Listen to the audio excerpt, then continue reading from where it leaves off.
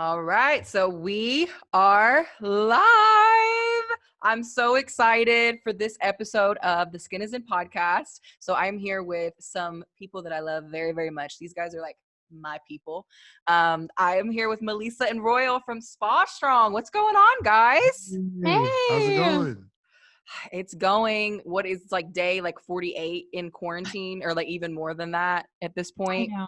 Yeah, I can't believe it. I feel a little weird about it because I just realized this is how I normally live my life. Yeah, So it's There are people who are like that, but I mean, that gets into like a whole other thing, but like, working from home. Yeah. It's been like such a journey for a lot of us, like me, who Mhm. I'm like, what am I doing with my time? But it's just been like adapting and stuff like that. Yeah, absolutely. But it's good, and it's not going to go on like this forever. true. Things are going to start lightening up here soon. We can get back to normal. Royal's already in normal. The rest of us can get back to normal. Yeah. That's awesome. Well, thank you guys so much for being here. I just love Spa Strong so much and everything that you guys stand for. So before we get started, give us a little breakdown of what you guys do, what the message behind Spa Strong is, how you guys are making an impact in our industry and in the lives of spa owners and estheticians around the country. So kind of sum up, what is Spa Strong? What do you guys do? Yeah. So I'm a licensed master esthetician. I'm a police officer. And we kind of combined forces because through my experience in the industry, I realized that there are so many awesome resources out there to help you with like marketing and sales and building your clientele and all that kind of stuff. But there aren't resources that are focusing specifically on helping you have policies, deal with business practices, policies, and procedures that deal specifically with client interaction and like team interaction empowerment. So if you have employees or coworkers at your spa, so that's what our focus is. We coach estheticians, and we have some other resources. Like we also have a podcast. We have a book that I've written that we'll talk about. But yeah, so we provide these resources to help with the policy side, the safety side, the confidence and empowerment side of being successful, fulfilled, thriving estheticians. Hey, I love that so much. So much. Thank you. So how, and I know you guys have you guys have a podcast, and you go really in depth of, what it is that you guys do and all that stuff, but how did you guys kind of get started? What made you want to start Spa Strong? Cause you guys are kind of like the dynamic duo, you know what I mean? Like, so you want me to take it back? I mean, sure. Okay, all right. So, Don't tell the long story. Just. so pretty much, I got injured at work. I got into a use of force, got into a fight with a suspect, and I've been off and like doing a lot of physical therapy and everything. But at the time, she had lost her business because she got hit by a semi truck, and so she couldn't do treatments anymore. So, but what she could do was join the police department, which is what she wanted to do. Mhm. So she joined the Los Angeles Police Academy.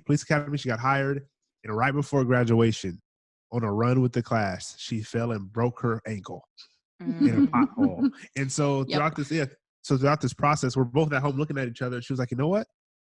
We could do something with this. All the stuff I've learned in the academy that I could have used to benefit my career, like as far as standing up for myself and everything as an esthetician, we should combine my knowledge, like her knowledge as an esthetician and mine as a police officer currently. We just mashed it together and Yeah. So talk about the book. And this is actually like, this is how much of an OG I am, guys. I've followed them for a while. This is like an older copy, but you guys have actually rebranded. So the new copy is like black and gray. Yeah. The Aesthetics Bible. I know. The Aesthetics Bible. So the book is called Boundaries in Aesthetics, and it's all about maintaining boundaries as a spa professional. So it covers 5 different ways that every esthetician should be having boundaries in her practice. And it's like documentation, pricing, and policies, as well as having a quality over quantity mindset, which is kind of a like deep topic that we get into really far in the book. And then also boundaries in your conversations and keeping your own rules, because so many estheticians, specifically newer estheticians or solo estheticians, even people who have been in the industry for a long time, but they struggle with standing up for themselves and for their business.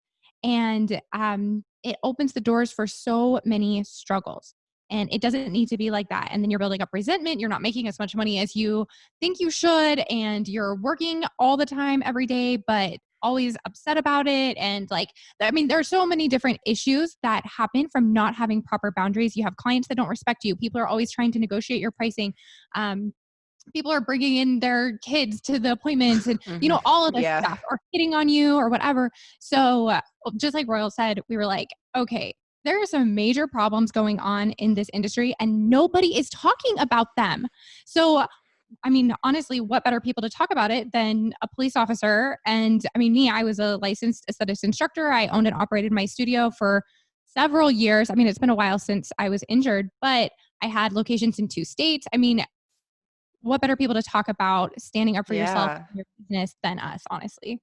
Yeah, for So, sure. And both of you guys are so experienced. And I feel like that exactly what you said, the outlook and what you kind of bring to the table is so different and so fresh, because there are a lot of ways to advance your education as an esthetician. But when I found you guys, when I found Spa Strong, I was like, this is so refreshing, because there's like a lot of people who focus on sales and marketing and things that, or even like clinical stuff, like actual skincare education. There's a ton of that. There's never ending amounts of everything I just mentioned. But what is so special about you guys is that you really focus on having boundaries in your business, and not only having boundaries, but like you dive in deep in the book about policies that you need to have in place. Even down to like aftercare treatment instructions, things like that. It's just so informative, and I feel like every single esthetician needs to read this book, especially if you are new to our industry, because we talk about this a lot in the service industry.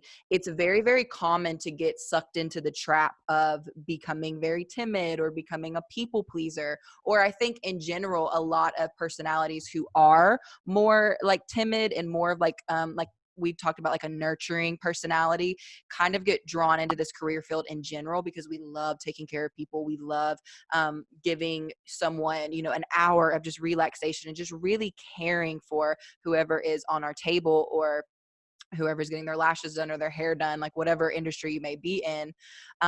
So what the whole point of this episode is how to be a badass esthetician. And I really feel like no one is better at talking about that than you guys. And the first thing I wanted to talk about is, what does that even mean?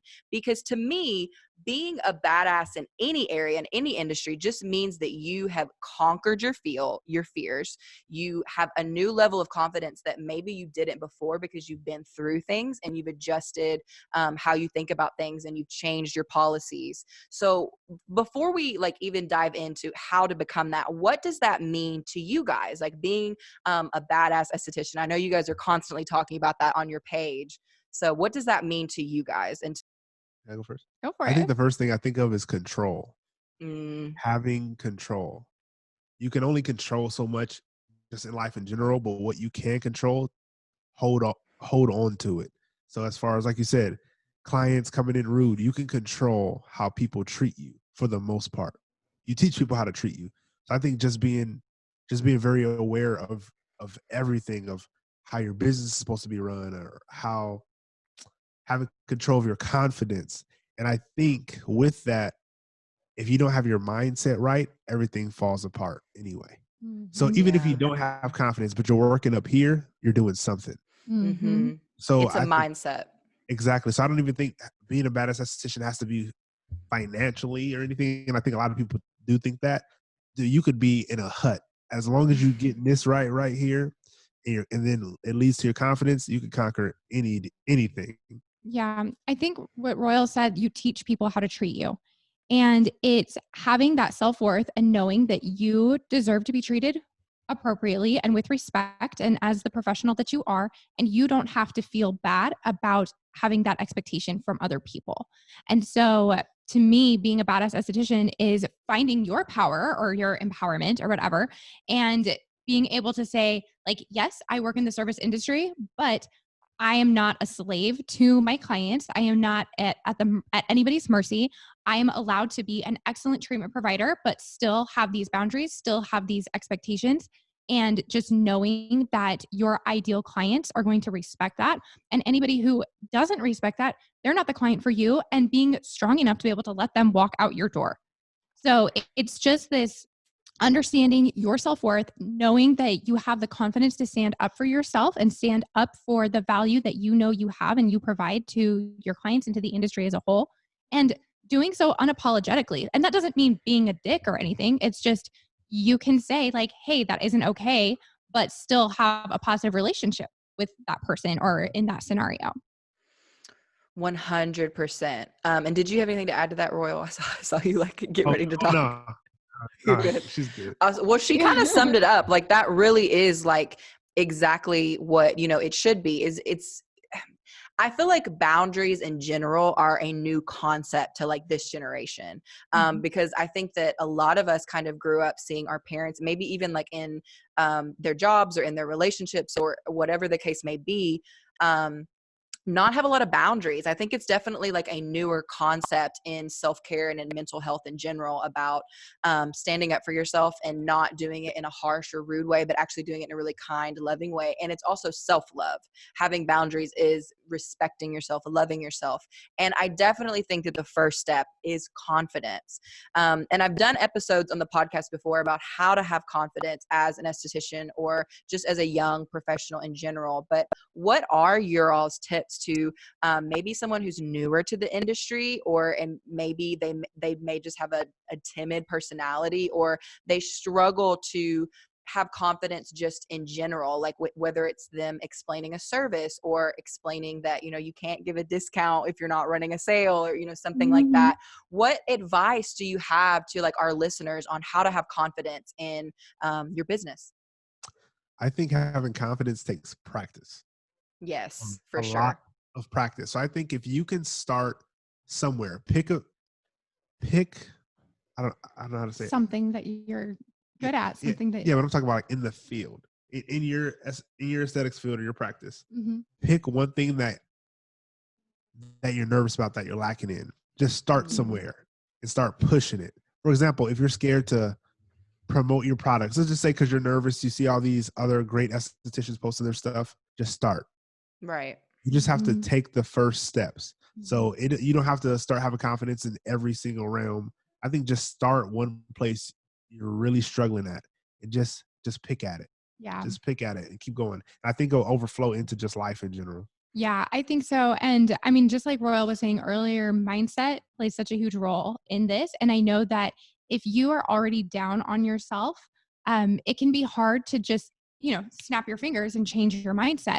So that is a process. And there are things that you can do to start helping your brain begin to focus on more positive aspects about you, giving you more confidence and everything.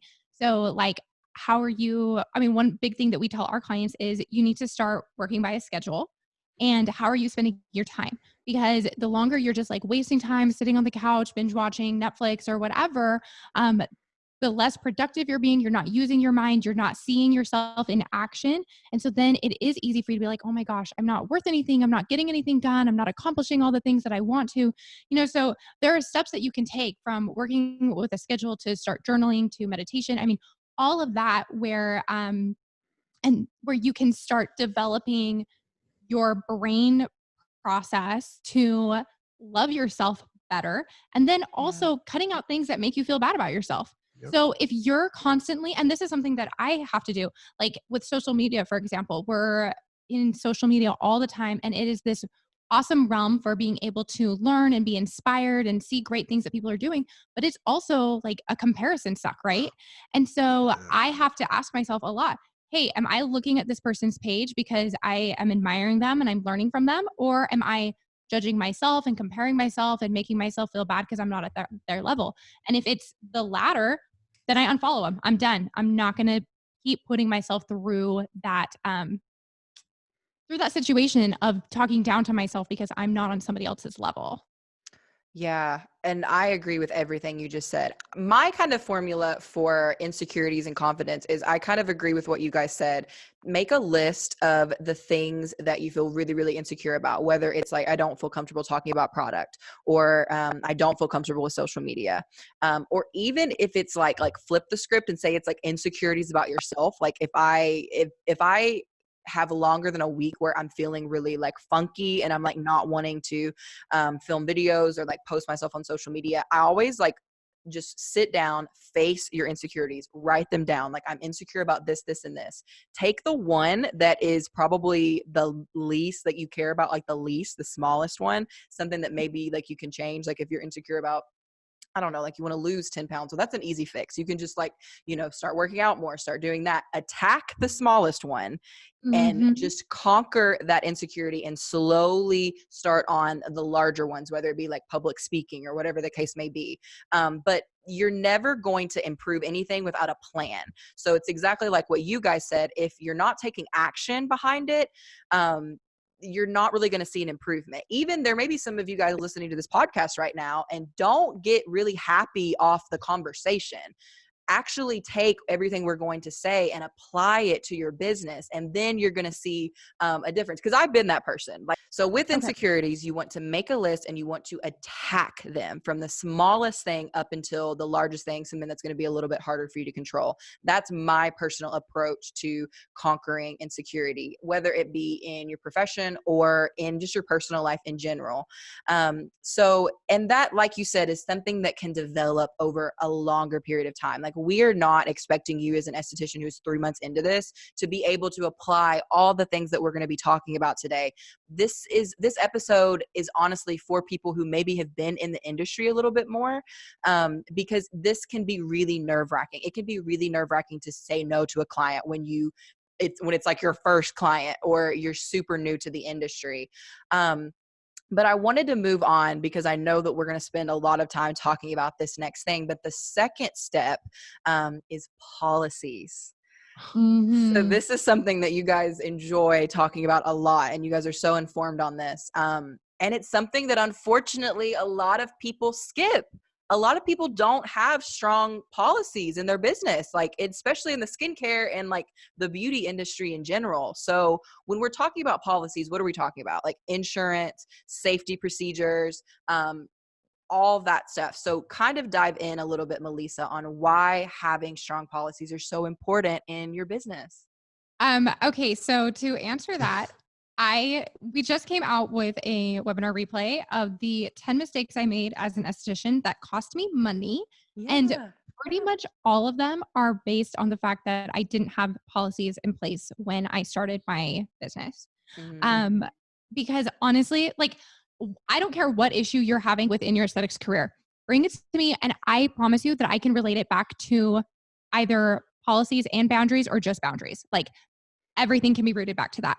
And so your policies are the practices of how you operate your business. And I mean, obviously, as estheticians, we really, really develop our service and our product knowledge muscles, right? We're working really hard on making sure we can do treatments really well. We know exactly what kind of home care regimens we would recommend to every client for every type of skin condition and issue they could be having. But being an esthetician, and especially one who is owning her own business, but not just for business owners, um, having policies and having a plan for how you operate as your practice is huge. So when we're talking about policies, we're talking about, I mean, for example, are you going to let guests into your treatment rooms? Are you going to let guests in your lobby? Are you going to allow clients to come in with food or drink? Are you going to have refunds? Are you going to require a deposit? I mean, there are so many different things that go into this that we don't talk about in aesthetic school. And it's not because aesthetic school is trying to cheat you. It's because they have a specific purpose, which is to help you qualify to take and pass your state boards. Anything beyond that is up to you to learn. And so we don't hear about these things so much in aesthetic school. So then we get out into the aesthetics field, we start working, and we're like, oh my gosh, this awful thing just happened to me. But I I didn't know that that was even something that could happen. Like, for example, I mean, here we are with COVID-19. So now everybody is Right. going to be, yeah, everybody's going to be having like a sick policy now, but that's something that I've been talking about with our clients for a long time because I'm like, hello. I remember one time in the early days of my studio, I let a client come in who was obviously very, very sick. I didn't know what to do because I had never thought about it before. I felt like I didn't have a right to turn her away because I never said she couldn't come in if she was sick. So I treated her anyway. And then I was wiped out for the next like 3 days and had to reschedule all of my clients and lost money on those days, you know? Yeah. So there are just so many things that we Yeah. don't think about going into this industry. We got you covered. Don't worry. We've thought them through. We're going to help you set up those policies so you don't have to deal with those kinds of problems. Yeah, and you guys have so much information available on your website. So if you are listening to this episode and you're literally are like, this is me, like I need help, literally check out the Spa Strong website. There's so many resources available for you guys. So for me, I never even realized how loose I was with my personal policies in my business until I read your book because I feel like a lot of us get sucked into the trap of being the cool esthetician. And we all want to be that. We all want to be the person who you can contact me on my personal number. For so many years, or not years, but for a really, really long time, people could just message me on Instagram to book appointments, or people could contact my personal number. And it ended up being like such a problem that my old number actually had to become my spa phone because that's what like everybody had. And I actually had to get a new number. But a lot of the times when you're first starting out, like consider that you may not have, the money to, if your business blows up the way you ultimately want it to, are you going to be able to, get an entire new phone number? You know what I mean? Like that can just be something people don't always prepare to succeed in that way. And a lot of us get sucked into the trap of thinking like short term, like, oh, this is just me hanging out with like some of my mom's friends who want to come to me for facials, like right out of school. But eventually your business is going to grow. And your business is going to desperately need structure and organization. And especially with your policies, like a big one, I think, is reschedules or no-shows. That's a huge one in the aesthetic industry that we're constantly talking about. And I was so loose with my no-show policy forever. Even though I charged deposits, like I would let people, move their deposit, and just reschedule. And I'm not telling you to be heartless, but you will literally save yourself so much time and so much heartache if you just be structured with your policy and actually stand up for it. And as we're talking about all this, the main thing that you have to do is make sure that you're letting your clients know. So your policy should be included in your confirmation emails and your text reminders and your email reminders. If you actually have like the resources to give them like a phone call before you have someone like physically confirm their appointments, there should always be like a 5-second reminder, like, are you familiar with our reschedule policy or no-show policy, or our policy for returns on product or anything like that, and making sure that they are taking the treatment really seriously and prepping their skin for whatever they're going to receive. But that's something that a lot of people don't even do. A lot of people, they don't even know that they should be telling people, and they're wondering why their chemical peels aren't working because people haven't prepped their skin because you didn't tell them to prep their skin. And there's so many instances like that of it is really our responsibility to inform them, because they're not just going to know. Like they're booking a facial with you or a service with you, and they don't automatically know how they need to prepare and what they need to do and what's expected of them and what's not expected of them. So being able to lay that out really professionally and consistently, I think is going to be huge in anyone's business, in any industry, even if you're not in the beauty industry listening to this. Yeah, you're exactly right. And, going back to what you were saying, you were like, okay, when I started out, I was letting people just DM me, send me a text message on my personal phone. Okay. So if that's the way that you're booking your clients, then they're not logging onto your website and seeing all of your policies written out right there. They're not entering in their card information so that if they no show, you can charge them a no show fee. They're not confirming that they're going to be following their policies. They're not going to be able to handle their own rescheduling and get on there and change their appointments themselves. So you're taking all of this extra responsibility on yourself by not having policies and systems in place that will protect you, your time, your finances, and also the client's time, honestly, because I don't know if this ever happened to you, but I had instances when I was handling my own booking where I accidentally double booked people. Well, if you're leaving it up to a All the time. software, yeah. If you're Yeah. using a software, then you don't have to worry about that, right? So the ripples, you drop a little stone in the water and then the ripples flood out. You may think like, oh, by allowing my client to just text me, that it's only going to affect that one thing. No, it'll branch out and branch out and branch out. And one thing that I love that you said when you were actually on our podcast, Natalie, is you said, if you act like a small business, they're going to treat you like a small business. Every big It's one of my business that favorite quotes. Yes. And every big business that you interact with has policies and procedures in place. It's not a free for all. They're not like, oh my gosh, yes, the client is in charge. And so I'll bend over backwards and do everything that you say and come in at 2 a.m. and, not charge you this time because you made a mistake. Like, it's fine, whatever. No, that is not how big businesses run. And so if you want to be treated with professionalism and respected by your clients, then you need to show like, hey, I'm not just doing this for a hobby or for a charity. This is my livelihood. I take pride in this business and I'd love to work with you, but I expect you to take pride in it as well. 100%. And I stand by that so much. And I did say that on your podcast. And that's like one of my favorite quotes that I tell all my friends is one of the worst things you can do for your small business is think and act and operate like a small business. Because usually there's no end of the road. You know what I mean?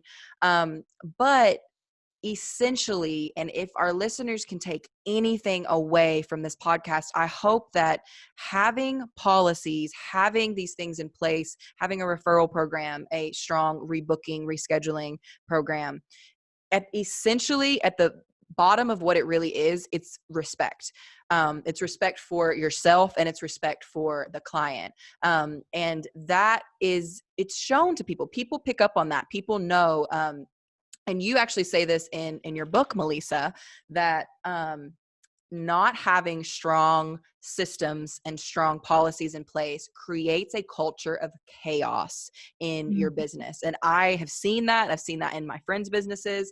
And it's honestly one of those things that investing in a software system, like if you are someone who's booking, people in person or your receptionist books appointments in person, investing in a software, investing in an email system that's going to, send all this information that we talked about to them is going to be really, really important and really crucial for your business long term, as well as having, which this can kind of lead us into another topic, which is safety, which I know you guys care a lot about, but making sure that you're operating in your scope of practice and making sure you have the right insurance. That do you have professional and personal liability insurance? Like, do you know what's required of you in your state? Like, is that something that you've even had to look up? And also, I just want to say, it is unfair how much is required of us as estheticians to learn on our own, because I know that there's a lot of people listening to this who are literally overwhelmed and are like, I didn't learn any of this in school. And I don't think that's right. And I really hope that in the coming years, there's a lot of reforms on esthetician education, just federally, and just cosmetology education federally, because it's become such a large career field at this point. I don't know why these things aren't pressed more like in our formal education by the state. So it's totally okay if you're listening to this and you're getting overwhelmed, because I didn't know this until I was like a year into my business. There were things that I was having to go back and change and update. Yeah, that's exactly.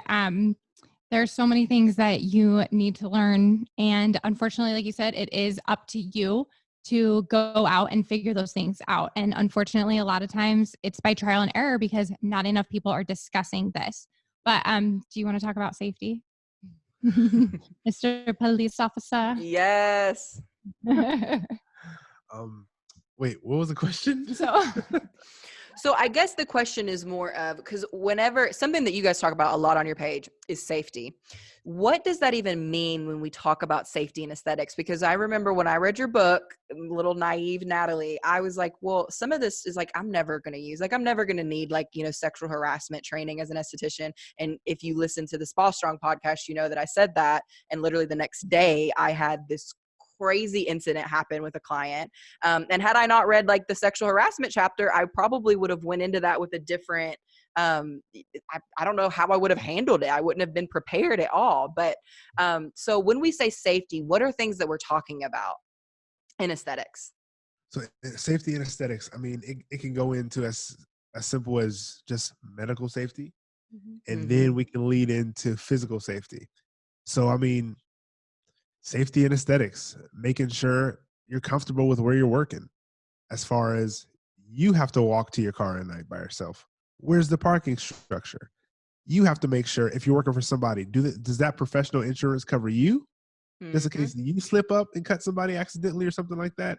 I mean, it just gets deep, and it's just not talked about at all.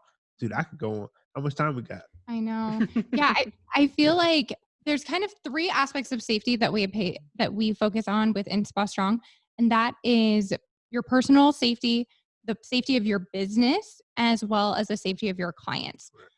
So just like you were saying, Natalie, one of the things that isn't discussed in the industry that needs, or like in aesthetic school that needs to be discussed more, is the practices that you should be taking to keep your business and your license safe. So, really thoroughly understanding the scope of your license, like what it is that you are allowed to be doing as a licensed esthetician, or if you're in a state where they have different licensure, like as a certified eyelash extension artist, or whatever it is. Are you following those rules? Do you want to talk about? Yeah. So we have a friend in Florida, and she, her job was to go undercover and bust estheticians that weren't doing things like She was a like rat. doing No, things I'm that just like, kidding. yeah.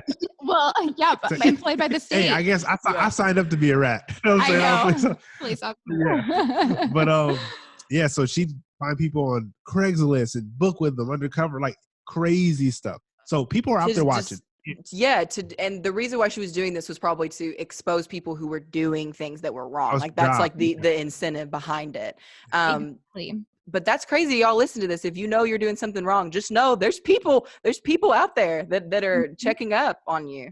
Yeah, exactly. And she also, so not only was she responsible for finding people who were either treating before they had licenses or treating outside of the scope of their licenses, it was also things like, are they keeping all their sanitation practices? Have they passed their health inspection? All of that stuff that is in place to be keeping your clients safe. And if Mhm. you're cutting corners on your sanitation, you got some problems. You got to go back and learn some things for sure. And then if they're cutting corners on their sanitation, they're the reason we got COVID-19 right now. Right. If I don't see a barbicide jar, I'm calling the police. Like if I don't see a barbicide jar, the cavi wipes, the barbicide wipes, all that. I mean, people look at that and even if it's an honest mistake, like let's say like maybe you slipped up and you did something like really, really minor, you may think that client doesn't understand about like proper cosmetology, like sanitation by the state board, but you don't know. Like what she told you she does may be different. She could be an esthetician herself. Like I've had people do that to me. Like I've had other estheticians or people like in my area who wanted to like offer the same services come and not tell me, even though I knew, but like what they did because they were just trying to get like an idea of my service to try to like go back and add and improve their own service. But like I was just thinking, what if I didn't know that and I did something that like maybe was like a slip up, and then that person automatically know like, oh my God, she didn't do this. So it's just saving yourself and like basically like following the rules to the closest that you're able to do is super, super important as well. And we also talk about, I think that is a really good kind of like add on to having boundaries with yourself. And you guys actually have a sexual harassment course that's out there, and you may be like me, people listening to this, and be like, why do I need a sexual harassment course in the aesthetic industry? Because I remember I thought the exact same thing whenever I read your book, and then as you guys know, I literally had like a horrific incident happen like a couple days later where I literally needed that training. Mm-hmm. Do you want to talk? Go ahead. Okay. So sexual harassment. We go into this industry, or a lot of us at least go into this industry thinking that it is a female dominant industry, and therefore we don't need to worry about any kind of sexual harassment or anything like that. We don't work at the janky hole in the wall space down the street in, downtown, wherever. And so surely nobody's going to come in thinking that this is some sleazy establishment, right? Right. You want to believe that, but unfortunately, that is not always the case. Sexual harassment is something that happens in every industry between every gender, and it is not something that the spa industry is exempt to at all. So when we say sexual harassment, we could mean, of course, dealing with something with your coworkers or your supervisor, but also your clients or a vendor or the, janitor who comes in and cleans every day. Like, it isn't just, a manager who is, using quid pro quo to try to, get you to do whatever so you don't lose your job.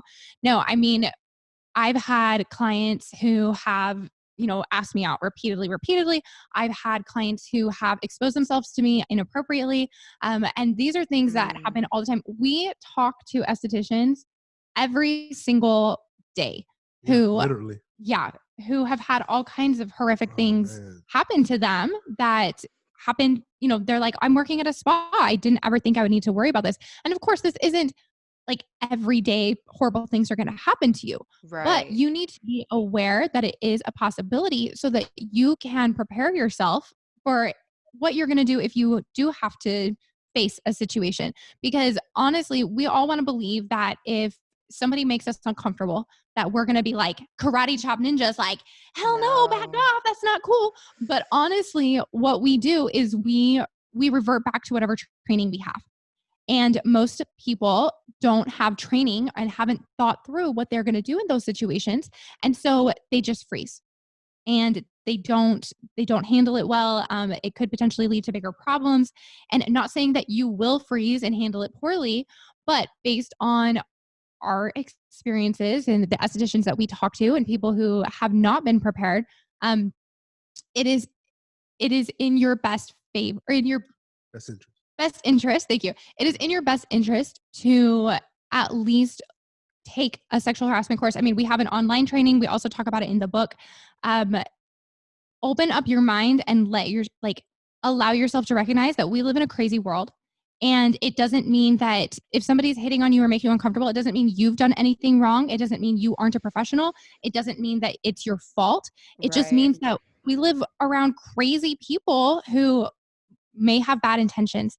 And so do yourself a favor and be prepared for handling those things. Have a plan of action, is basically what you guys are saying. And I think that, it's one of those things too. That's why when you were in high school, you did fire drills every other week. And has anyone ever like experienced a fire in a school? No, but yet you still are constantly like preparing for it. That's so funny because in the South, I'm probably going to butcher this like saying, but in the South, there's like this like little like saying that goes, you never want like the first time you have to shoot a gun to be like the time you need to use it. And it's Mhm. basically having that plan, feeling comfortable with yourself and being able to like defend yourself. And so for me, like I'll go ahead and like tell my story really quickly. I basically had a male client like seek me out.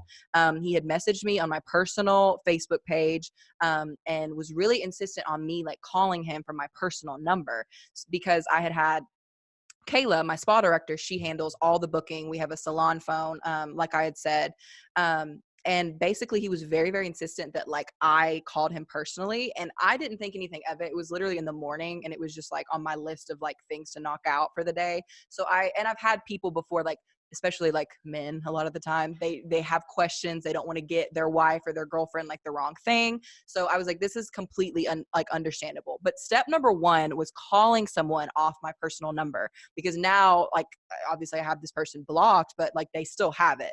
And that's why another reason why you really do not need to be doing business off your personal phone. But I had a male client reach out and he was so, so kind, so, so friendly at first, but basically, throughout the phone conversation, he was just asking me about things that like really had nothing to do with aesthetics, ended up kind of like purchasing a gift card and repeatedly was like texting me throughout the day. And finally, after like a full day of him just texting me and me like not responding, he basically kind of like asked me if I wanted to like hang out with like him and his wife. And I was like, and I was so like caught off guard, like kind of how I am now on this podcast, even talking about it because it was so traumatizing because I had never had that happen before. And I never like, sometimes you lose sight of yourself, because you get so wrapped up into, you know, I'm an esthetician. I don't even think, like, doing this podcast, like, I don't even think anybody's looking at me like as I'm attractive or like I'm, you know, like easy to like manipulate or someone to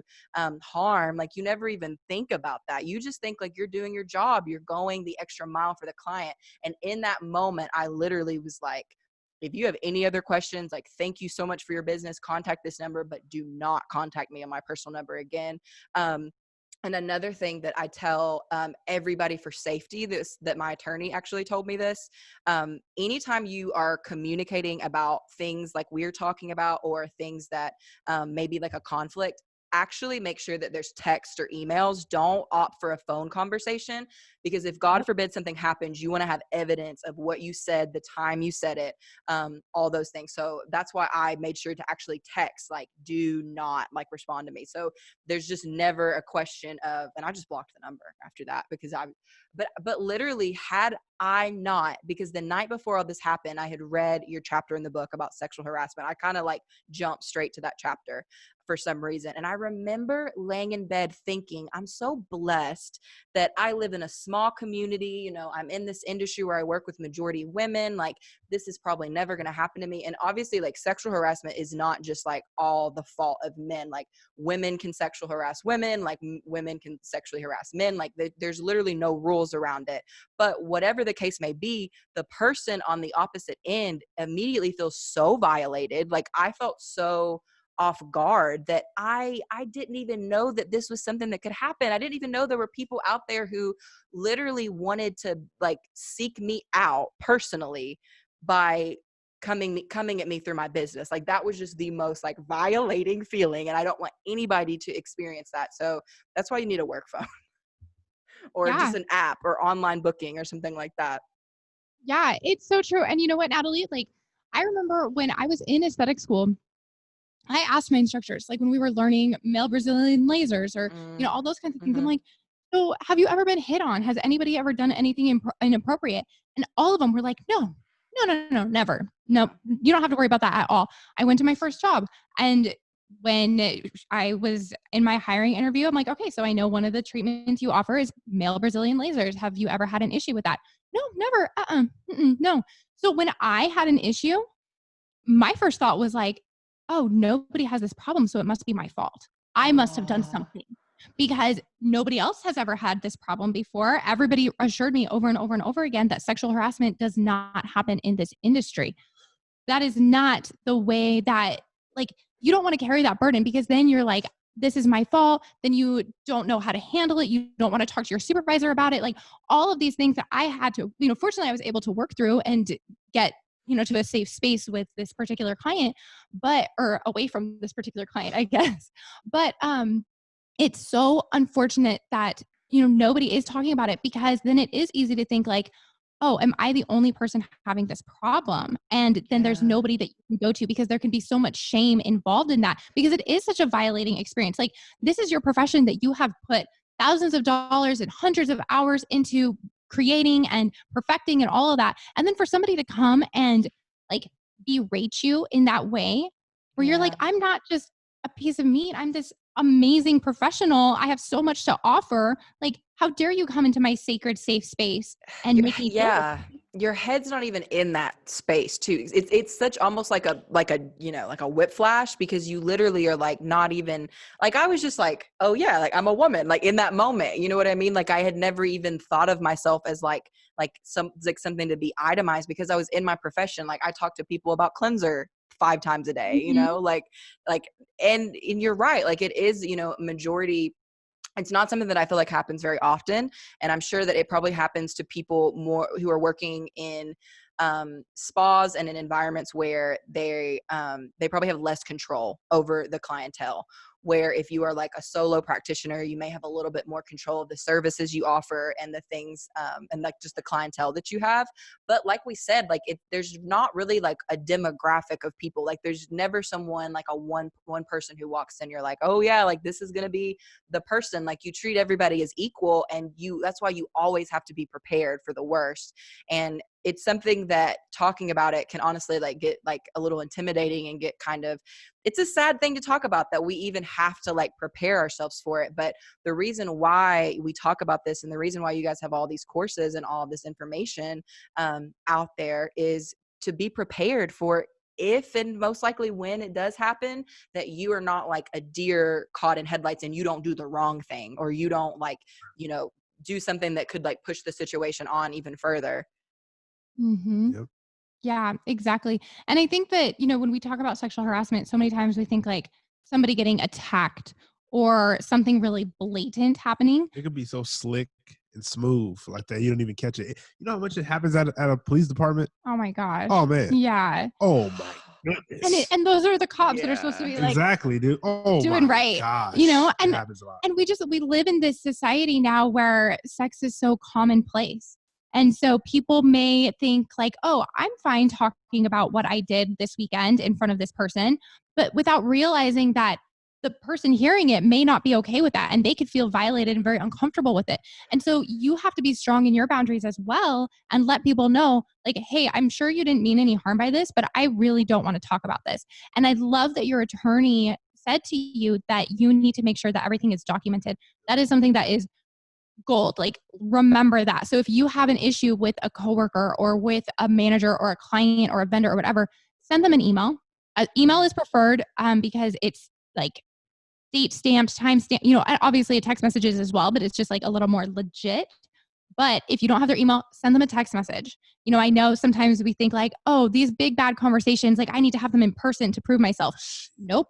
No. Send it in writing so you have it documented. So then if you need to report them to the police, report somebody to the Equal Employment Opportunity Commission, something along those lines, you have all the information that you need to like support your case. Yeah, 100%. And I feel like that this part of the episode is something that we could literally talk about for hours. And Melissa and Royal and I actually have a podcast that's actually two separate podcasts on the Spa Strong channel, where we dive even more in depth to kind of like my story and how, I've grown and how I like to approach these now. But I wanted to kind of finish off with talking about where our heart posture kind of is throughout all this, because if you've gotten to the end of the episode, maybe you are like loving everything we're talking about and you're just like, yes, like this needs to be me. Like I'm a whole new woman. Like I'm going to set up all these new programs and policies and do everything like completely different. Or maybe you're listening to this and you were like, I don't know if I can do any of this. Like, I don't know what I would do in this situation. I don't know how to stand up to a client if, they say my prices are too high or, whatever the case may be. So I wanted to talk about that just really quickly is we do not tell you guys this because we want you to be like a difficult manager who's constantly fighting with their clients and you're getting bad reviews on Facebook because your customer service sucks. That's not what we're telling you guys to do. What we're trying to inspire you guys to do is to have boundaries in your business, not only for your clients, but for yourself.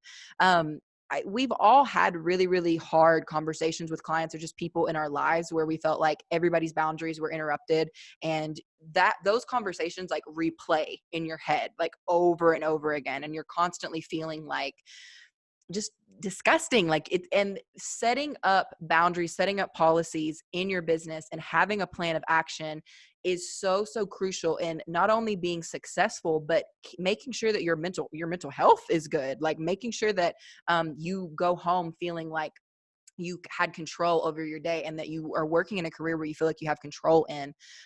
So what do you guys have to say about that? Like to people who maybe think that, okay, this is all great, but how do I apply this without people thinking that I'm abrasive or difficult? I think difficult is like a word that really gets thrown, especially like on women whenever they're trying to like stand up for themselves in business. So how do we like get away from that, that title?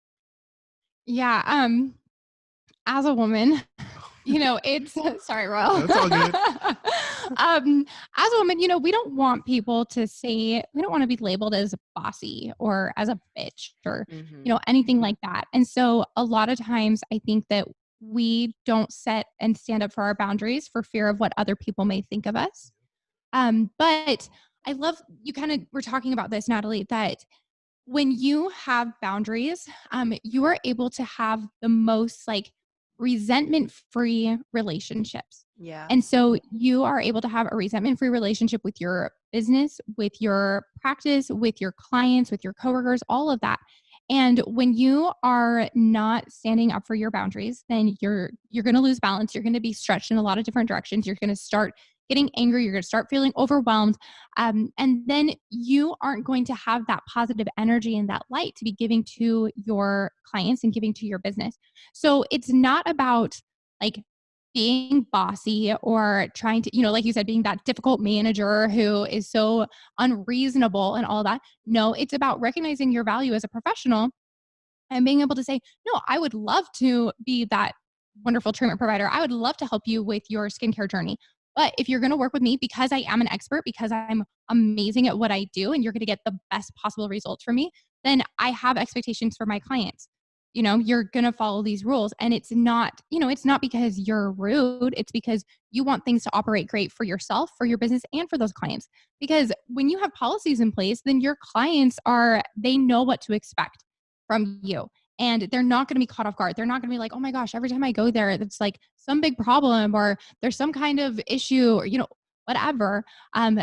They like structure. Okay. Your quality, ideal clients who are going to be respectful of you, they want you to be structured. They want you to be professional because that makes them feel like they're going to the best. Right.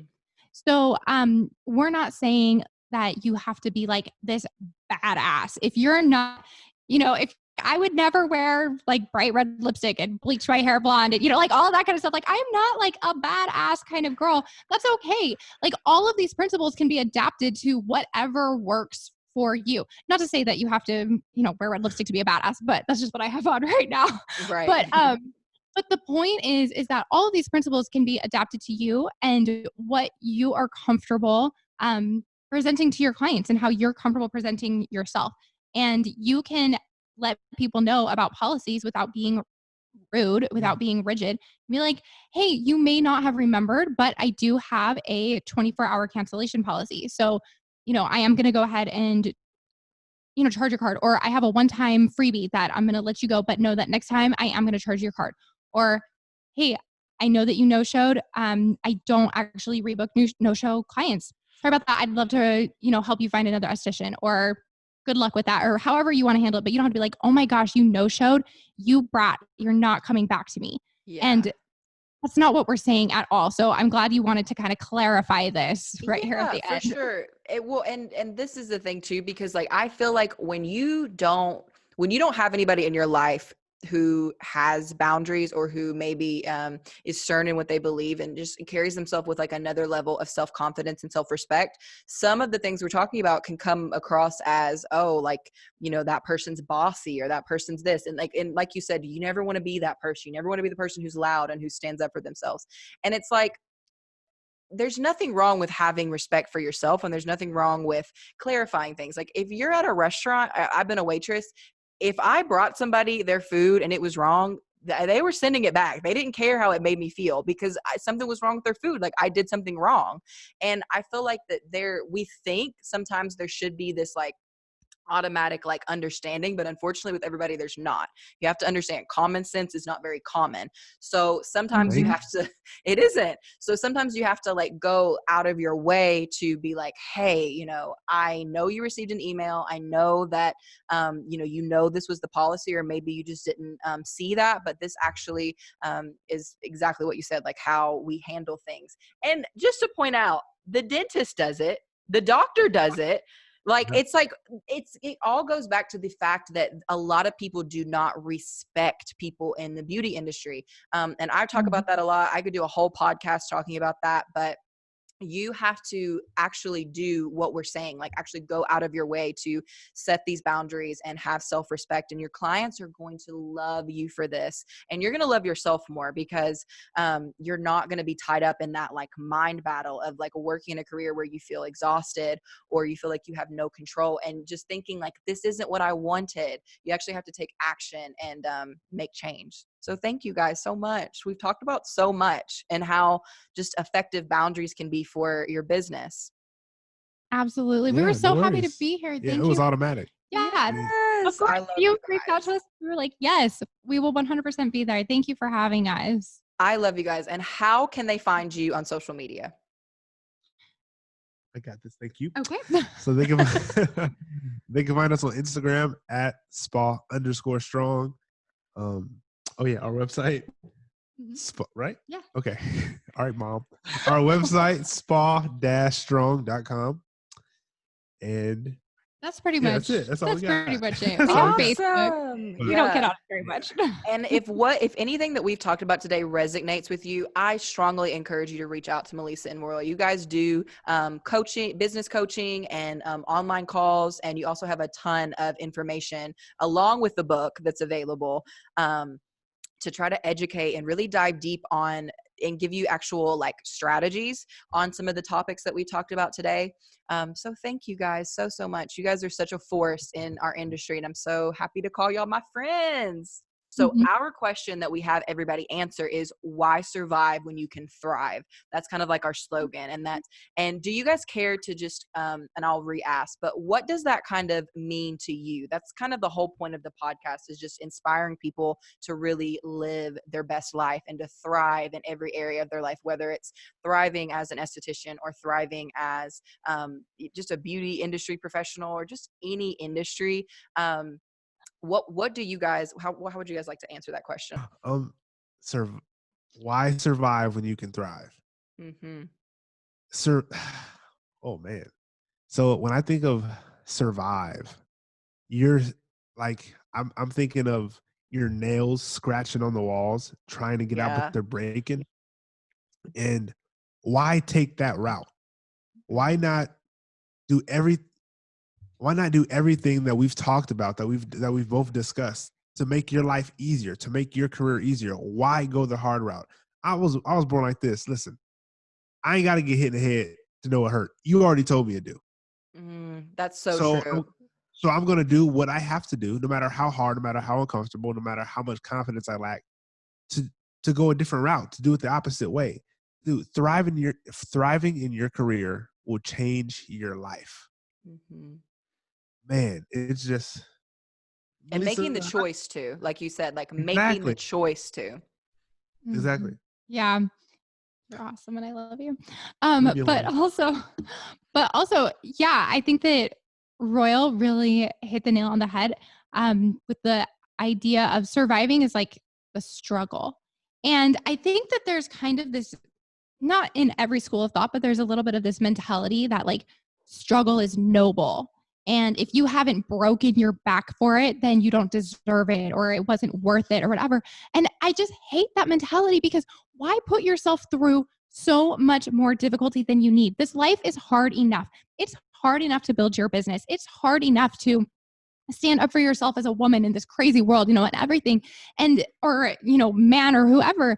But like, there is nothing wrong with putting in the work, because it takes effort. You've got to plant the seeds, you've got to water them and watch them grow. But there's nothing wrong with putting in the work so that you can have a thriving, better, easier life. Like, work smarter, not harder. There is no shame in that. And honestly, I can't even begin to describe the difference in my business. When in the beginning, when I was like struggling and just barely getting by and surviving, like dealing with all the price negotiators and working 14 hours a day and, all of that kind of stuff, where I was miserable. I was so unhappy. And then before my car accident that Royal mentioned earlier, I was at the point where I was working 25 hours a week. I had my prices high enough where I was making great money, because I was charging my worth based on my expertise and the environment that I provided to my clients. I didn't have to break my back. I was more than happy to let people walk away if they weren't my ideal clients. And my ideal clients were like my people, 100%. They respected me. They respected my business. I mean, it was... You had 2 locations. I had 2 locations. Like, my life was great, because I had cut out all of the garbage that was like this noble, like, oh, but it has to be hard. Like, I have to pay my dues. I haven't been in the industry long enough to, make it and arrive or whatever. No, take it from me, y'all. You want to thrive, and that is okay. I just want to say one thing real quick. When you're born, you're already promised struggle and problems. It's going to happen to you. Oh my gosh. So like Royal, why you're like add, taking us to church. Like this is too much. Yeah, Like like, this, I'm a so cry because I feel like y'all are speaking to me right now. yeah, it's like so why add more trouble on top of that already Mhm. when it comes to your business? Exactly. Oh my gosh, like what you guys just said is such gold. And I love that answer to the question. And honestly, like when I first started this I talk about this a lot, but when I first started this podcast, you know, at the beginning of in my head, I always thought, you know, I'm going to do this to inspire people and to teach people and so people can learn from my experiences. But as I get further on here and I have more and more guests on, I'm the one who's learning so much and growing so much. And I'm sure you guys feel the same way with your podcast. Yep. Um, 100%. but 100% like what both of you guys said, like you're promised so much struggle in this life. Why do you want to add more when there's all these resources? Like we're literally living in a time where you at this moment speak just about any language because of your phone. You can calculate any math problem. You can basically solve the answer to any problem at your fingertips. So why is it, especially us in the beauty industry, that we still want to take the high road? And I think it's exactly what Melissa said. We feel like that struggle is noble and that you have to earn your stripes. And the truth is, me and Melissa are kind of on two different ends of the spectrum. Melissa has had a lot more experience as an esthetician, like years. And then I'm like what you would call fairly new to the industry. Like I've only been an esthetician for like 2 years, but yet we both can agree that if we could spare someone like a shortcut, like if we could spare someone the mistakes that both of us have made, that to us is a victory. Like we like literally listening to our podcast, like, buying the book, like doing these things will save you so much heartache and turmoil. And there really aren't any shortcuts in life, but it's like I always say, mentorship and being teachable is the quickest way to get where you ultimately want to be. So I just love both of your all's answers to that question. And I love both of you guys so much. We love you. Thank you so much, much. Natalie. We're so happy every time we get to talk to you. Thank you. Yes, thank you guys so much. Hey babes, it's Natalie. Do you want more of the Skin is In podcast? Subscribe to our YouTube channel and you'll get all the fresh videos sent directly to your inbox. Also, follow us on Apple Music at Skin is In Podcast, and you can find me on Instagram at Natalie Michelle Warren. Love yourself and subscribe today.